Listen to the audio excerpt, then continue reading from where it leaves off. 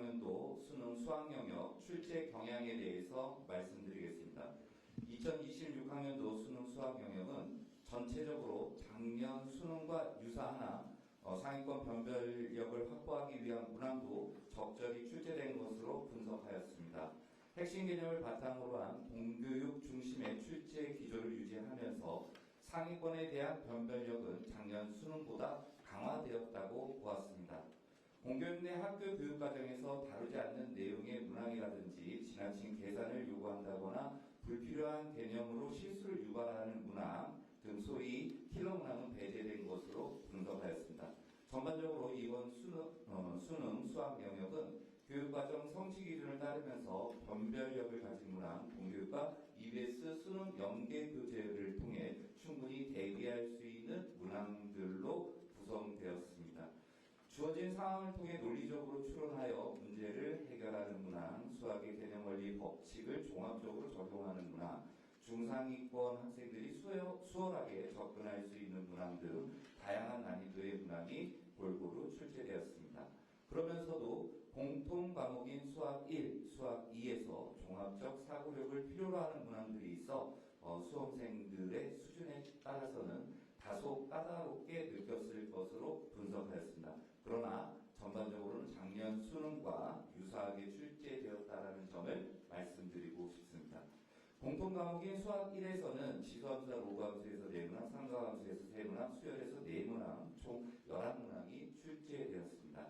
다양한 수학적 개념과 종합적 사고를 요하는 문항, EBS 연계교재의 문제를 해결하는 과정에서 개념원리 법칙의 종합적 사고를 익힌 수험생들이 조금 더 수월하게 접근할 수 있는 문항, 교육과정상의 기본 개념을 활용하고 문제상을 논리적으로 추론하는 문항들을 출제하여 학교 수업을 충실히 학습한 학생이라면 충분히 해결할 수 있도록 출제된 것으로 분석하였습니다.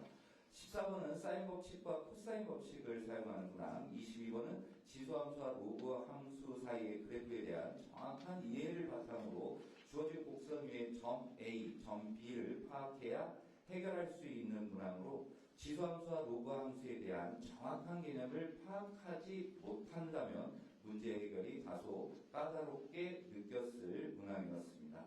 수학2는 함수의 극한과 연속에서 2문항, 미분에서 5문항, 적분에서 4문항이 출제됐습니다.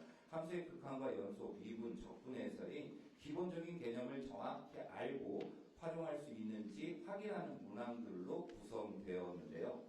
15번은 곡선의 그래프에 대한 이해와 극값에 대한 정확한 개념을 바탕으로 정적분 값을 구하는 문항이었고요. 21번은 함수의 극한에 대한 성질을 이해하여 주어진 조건을 정확하게 해석한 후 함수 gx의 식을 추론하여 함수값을 구하는 문항으로 공통 과목에서 가장 어렵게 느꼈을 문항이라고 분석하였습니다. 선택 과목은 확률과 통계, 미적분, 기하 이렇게 3과목이 있습니다. 먼저 확률과 통계에서는 경우의 수에서 2문항, 확률에서 3문항, 통계에서 3문항이 출제되었습니다. 경우의 수, 확률, 통계에서의 기본적인 개념과 원리를 확인하는 문항이 다수 포함되어 있었습니다. 28번 조건부 확률 문항, 30번 중복조합을 이용하는 문항이 상위권을 변별하기 위한 문항으로 분석하였습니다. 미적분은 수열의 극한에서 2문항, 미적분에서 3문항, 적분법에서 3문항이 출제되었습니다. 전반적으로 공교육을 통해 익힌 정확한 개념을 바탕으로 문제 해결력을 평가할 수 있는 문항들이 출제되었는데요. 28번은 음함수의 미분법과 취향적분법을 이용해서 정적분 값을 구하는 문항이었고요. 30번은 역함수의 그래프에서 fx의 그래프를 찾고 주어진 점을 지나는 직선의 기울기에 따라 fx와 직선의 교점의 개수를 파악하는 문항이었습니다. 기하는 2차 곡선에서 3문항, 평면 벡터에서 2문항, 공간 도형과 공간 벡터에서 3문항이 출제되었습니다. 2차 곡선의 정의와 성질, 벡터의 합과 내적 등을 추론하여 적절히 활용하면 해결할 수 있는 문항이 출제된 것으로 분석하였습니다. 29번은 포물선과 타원의 성질을 이용하는 문항이었고 30번은 조건을 해석해서 벡터의 내적을 구하는 문항이었습니다. 전체적으로 공교육에서 다루지 않는 문항이라든지 과도한 계산을 요구하거나 풀이 시간이 지나치게 오래 걸리는 문항은 배제하면서도 종합적 사고력이 필요한 문항들을 포함한 것으로 분석하였습니다. 또한 올해 실시된 6월 모의평가, 9월 모의평가와 마찬가지로 기본 개념에 대한 정확한 이해도가 있다면 쉽게 해결할 수 있는 합답형 문항과 완성형 문항도 출제가 되어졌습니다. 주요 문항에 대해서 말씀드리도록 하겠습니다. 이번 수능에서는 공통과목 수학 1에 22번, 수학 2에 21번, 선택 과목별로 살펴보면 확률과 통계 30번, 미적분 30번, 기하 30번 문항들의 변별력이 다른 문항에 비해 비교적 높았을 것으로 분석하였습니다. 수학 1의 22번의 경우는 평행 이동한 지수함수의 그래프 및 지수와 로그의 관계를 활용한 문항으로 6월, 9월에도 출제되었던 내용이기는 하지만 문제 해결에 있어서 학생들이 쉽지는 않았을 것으로 판단됩니다. 수학 2의 21번은 극한값에 대한 정확한 이해를 바탕으로 GX를 찾아야 하는 문항으로 사교육에서 익힌 스킬이나 방법보다는 개념에 대한 깊이 있는 이해가 밑바탕 되어야 하기 때문에 이번 수능에서 가장 어려웠을 것으로 저희는 분석하였습니다. 확률과 통계 30번 중복조합을 이용하는 문제, 미적분 30번은 주어진 함수에 대한 깊이 있는 이해, 기하 30번은 벡터의 내적에 대한 종합적 이해가 있어야 하는 단답형 문항으로 선택 과목별로 가장 까다로웠을 문제였을 것이라고 분석하였습니다. 변별력이 높은 문항이긴 하지만 앞서 말씀드린 문항들은 공교육 내 교육과정에서 다루는 내용 요소들과 관련성이 높았고요. 공교육을 통해서도 충분히 대비할 수 있는 문항이었다는 점을 말씀드리고 싶습니다. 자세한 내용은 붙임 자료를 참고해 주시면 감사하겠습니다. 다음은 EBS 연계에 대해서 말씀드리겠습니다. 공통과목 수학 1에서 6문항, 수학 2에서 6문항, 선택 과목별로 3문항씩 30문항 중에 15문항이 연계되었습니다. 개념의 원리 활용해서 7문항, 문항의 확대 축소 변형에서 3문항, 자료 상황에서의 활용 5문항이었습니다. 예를 들어 연계교재 수능 특강에서는 3차 함수가 x축에 접할 때의 함수값을 구하는 문항에 대해서 이번 수능 문제에서는 3차 함수가 x축에 평행한 y는 5에 접할 때의 함수의 값을 구하는 문항으로 변형 출제되었기 때문에 연계교재를 연습한 학생이라면 잘 해결할 수 있었을 것으로 보입니다. 다시 한번 정리해서 말씀드리도록 하겠습니다. 공통과목 수학 1과 수학 2에서 상위권 변별을 위한 문항이 적절히 출제되었으나 전체적으로는 작년 수능과 유사하게 출제되었다고 분석하였습니다.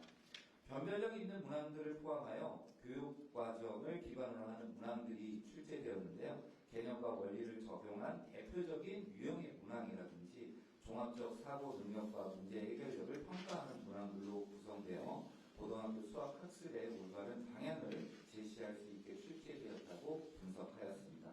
지나친 계산을 요구한다거나 불필요한 개념으로 실수를 유발하거나 사교육에서 문제 풀이 기술을 익히고 반복적으로 훈련한 학생들에게 유리한 문항, 공교육 내 학교 교육과정에서 다루지 않는 내용의 문항, 풀이 시간이 과도하게 오래 걸리는 문항들은 보이지 않았습니다. 올해 치러진 6월, 9월 모의평가와 마찬가지로 합답형, 완성형 문항이 출제가 되었습니다. 하지만 기본 개념에 대한 정확한 이해도만 있다면 복잡한 계산 없이 해결할 수 있는 문항이었습니다.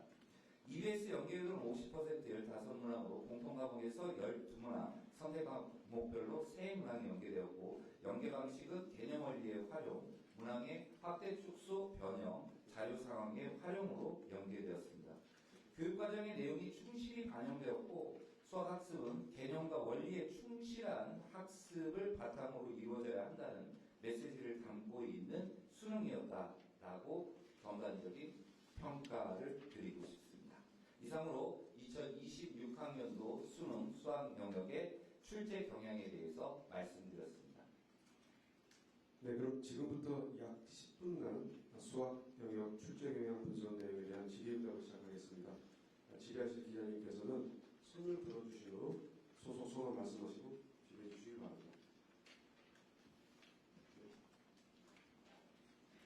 세계일보 김민아 기자입니다. 작년 수능보다 유사중 상위권 변별력이 강화됐다고 하셨는데 고난도 문항 자체가 좀 늘었다는 건지 아니면 고난도 문항의 난도가 작년 고난도 문항보다 더 올라갔다는 것인지 좀 더 설명해 주시면 좋을 것 같고요.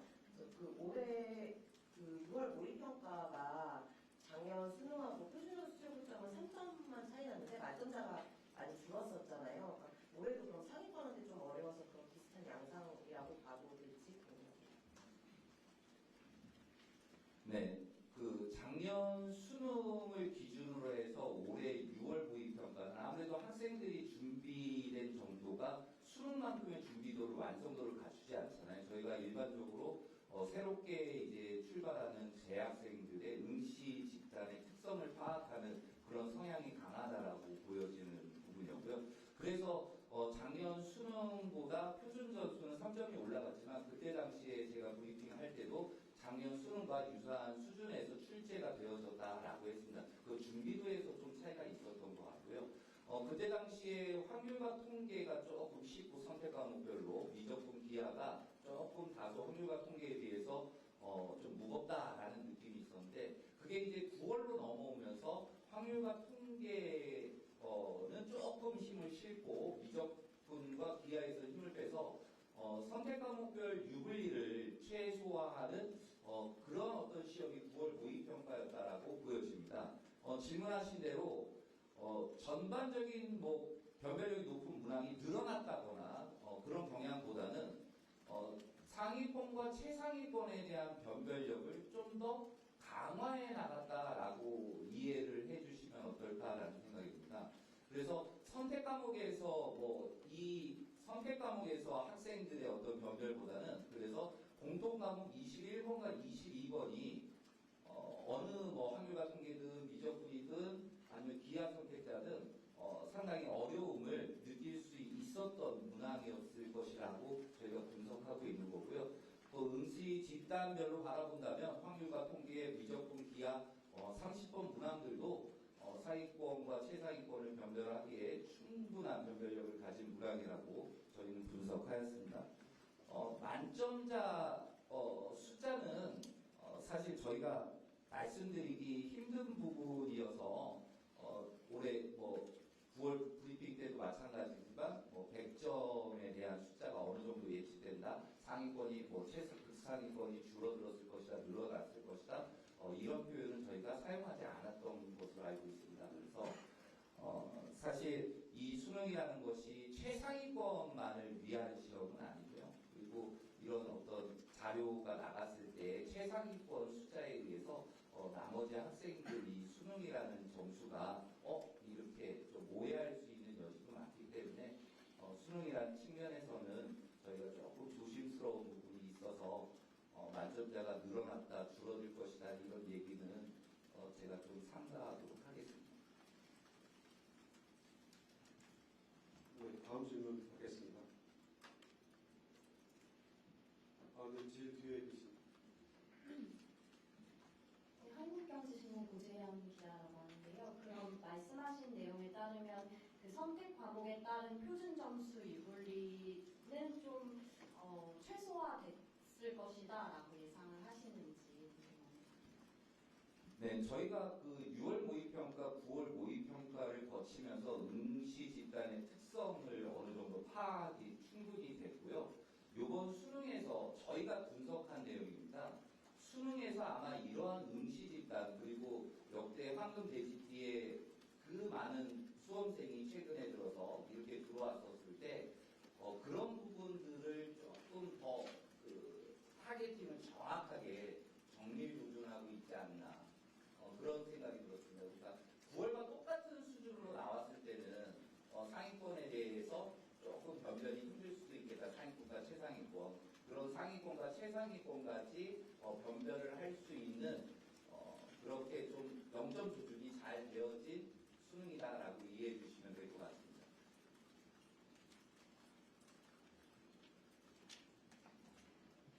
네, 네, 안녕하세요. 서울신문의 김세희라고 합니다. 2024학년도 때 작년 말고 그 전년도에 되게 어려운 게 공통수학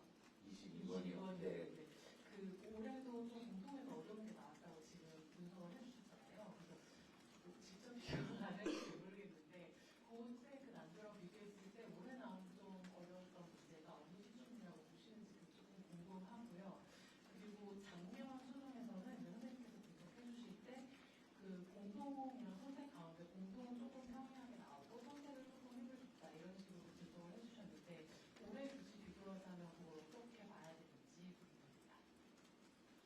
궁금합니다. 지금 말씀하신 대로 저희가 그 킬로그램 배제 이후 첫 수능 때 대부분 이제 사교육기관에서 예측하는 거는 킬러가 빠졌으니까 수능은 쉬워질 것이다라고 전부 다 예측되는 상황이었고 킬러 없이 학생들을 변별하는 문항을 출제하지 못할 것이다. 그렇지만 평가원이 해냈었죠.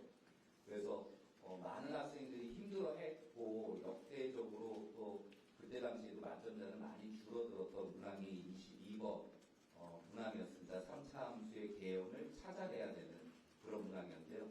올해도 3차 함수의 개형을 찾아내는 건 맞습니다. 그런데 그때 문제와 지금 문제를 뭐 어떻게 비교한다라는 자체는 좀 힘들죠. 그런데 맥락은 비슷한 것 같았어요. 어떤 맥락이었냐면요. 이게 우리가 3차 함수 기존의 킬러 문항이라는 것들을 보면 사교육에서 반복 훈련한 학생들이 유리할 수밖에 없거든요. 3차 함수의 개형은 이런 거밖에 없기 때문에 야 여기에서 이런 거 이용해가지고 빨리 식을 세워가지고 풀어내고 추론을 하고 아니면 찍어서라도 한번 접근해봐 뭐 이런 식의 어떤 훈련을 했다면 사실 정확하게 개념을 주고 있거든요.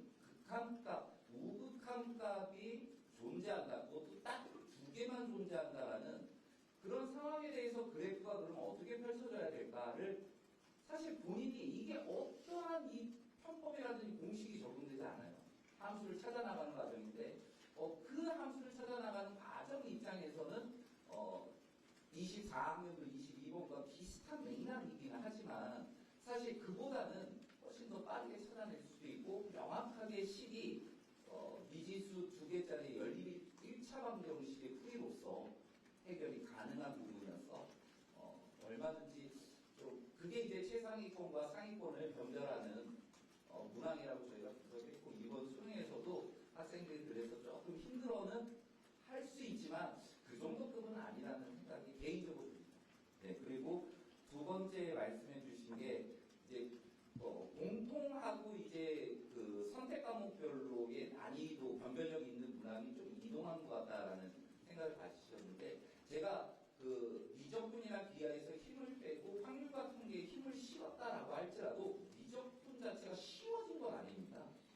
그러니까 미적분은 어차피 뭐 단답형 30번이나 뭐 29번, 뭐 28번도 늘 뭐 제시되는 문항이긴 하지만 그런 문항들이 미적분을 그렇게 많은 시간 공부했다라고 해도 거기에서도 충분히 상위권과 최상위권을 변별할 수 있는 문항으로 출제가 된 거고요.